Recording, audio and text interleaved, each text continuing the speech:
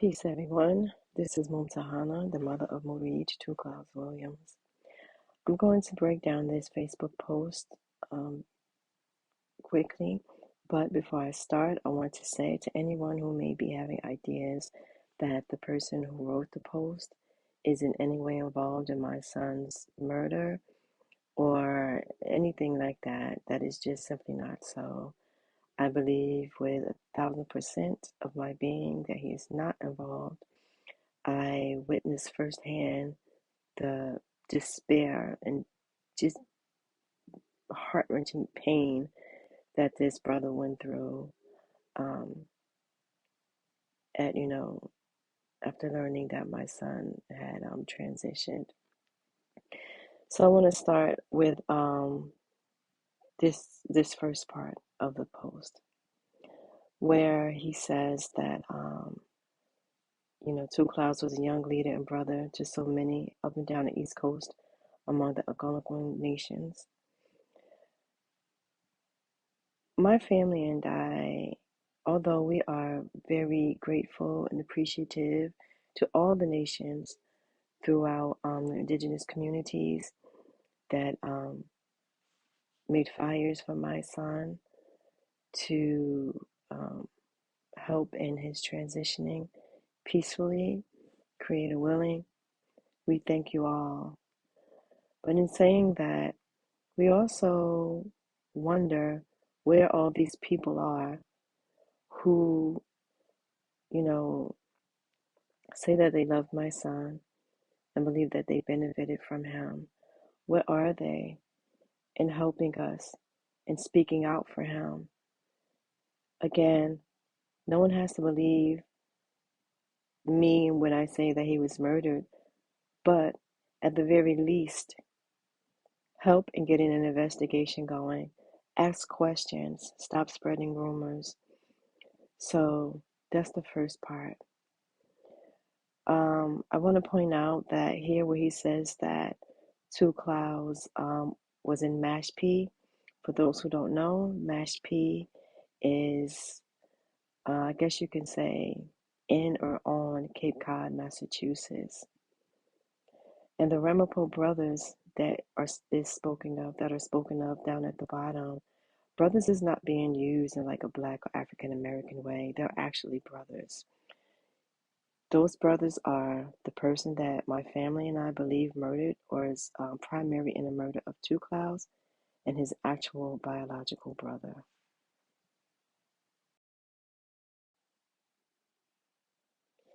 So here, there's not a whole lot going on, but if you go down several lines towards like the middle, where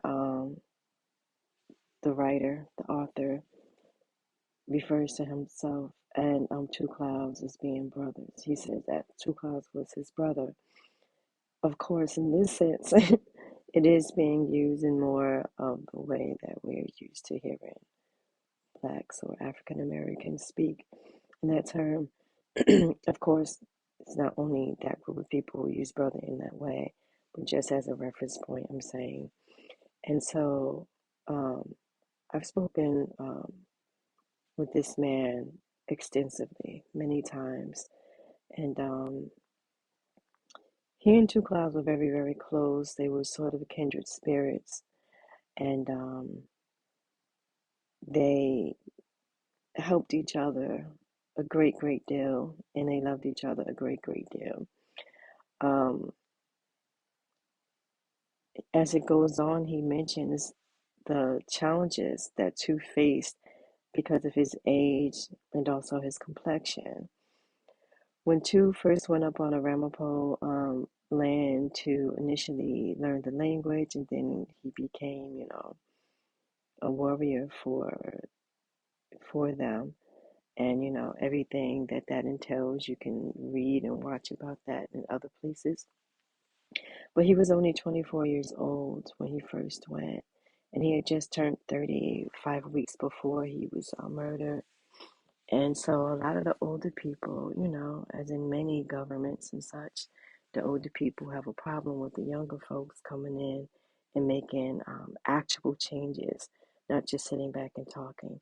But another thing that I find some people get kind of weirded out when I mention and, want to try to debate or have rebuttals for is his complexion. Yes, there are many dark-skinned Native Americans, and certainly up on Ramapo land. But the difference is, I think, the way they sort of deal with it in their own minds is that they're dark Indians. Two Clouds was a black man up there trying to be Indian. But as I've said to them before, if he was a fake Indian and he did all that he did for your people and for indigenous people, then what does that make you? You know, like it or not, I know people like to fetishize indigenous people and think it's all peace, love, and sage, but they have colorism issues just like anyone else.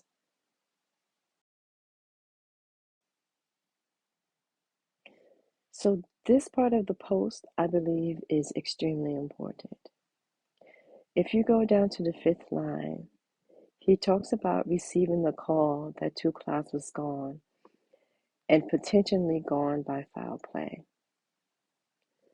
Over the past 16 months, I can't tell you how much I have been badgered, being accused that I am unjustly accusing the tribe, they like to say, which, as I've said in another video, is absurd and just simply not true, but that I am accusing the tribe of Two Clouds murder when he died of a either self-inflicted or uncontrolled accident, which, as I've said before, for people who are so adamant that this is what happened, how would they know? How would they know? Were they there? Did they see him drunk and fall out the canoe? Did they see him have a heart attack and fall out the canoe? Did they see him in the canoe? But you see here that from day one, from the very beginning, at least two people, the caller and the man here, thought that there was a possibility that someone did this to Two Clouds. As you go on, you see that he references their conversation, the I think he said 2 hours long conversation that he and Two Clouds had, and that Two Clouds shared with me the high demand of potentiality of who wanted to do him harm. So not only did Two Clouds tell him who, but that there was a high possibility that this particular person wanted to hurt him after he had been appointed war chief of the people. He goes on to say, we spoke about this extensively that day. So this is something that must have been on my son's spirit and on his mind and on his heart, and that he feared. However, he was adamant about sticking to the subject. Again, basically, he wouldn't shut up talking about this, that someone wants to hurt me. Someone wants to hurt me. And how he would be pursued by some not so good folks that were jealous of him and his work for the people, which he strongly believed he would be killed by these folks. And he goes on to say, sure as shit, a couple of days after he's found dead in the river. Again,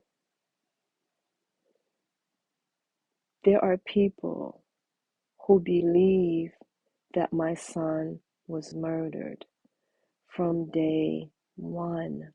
They believe this. It's not just this man here and whoever called him to tell him. However, they are not speaking up. They are not speaking up. Many of them have also been part of the rumors that no, oh yeah, it must have been that. This is what I find so disappointing. is that we have a young indigenous person, mixed race or not. How many indigenous people are not mixed race these days? They just choose to shun other parts of their ancestry, and Tu Claus did not do that. He embraced his whole self. But this young brother, indigenous brother, who had done so much work, and I'm going to do another video just talking about his work because it was not just powwows and protests. He was actually doing work. Yet, these people who claim to love him and to have benefited from him and to have respected him dishonor him by perpetrating these ideas that he was a drunkard, or that, this happened or that happened or this happened or that happened.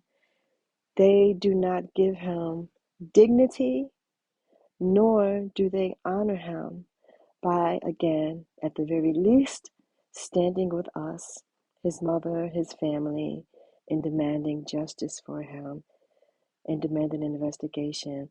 These people have clout within and without the indigenous community, where they can very easily drum up huge amounts of protest and allyship, but they do not do so. And I can't help but wonder why.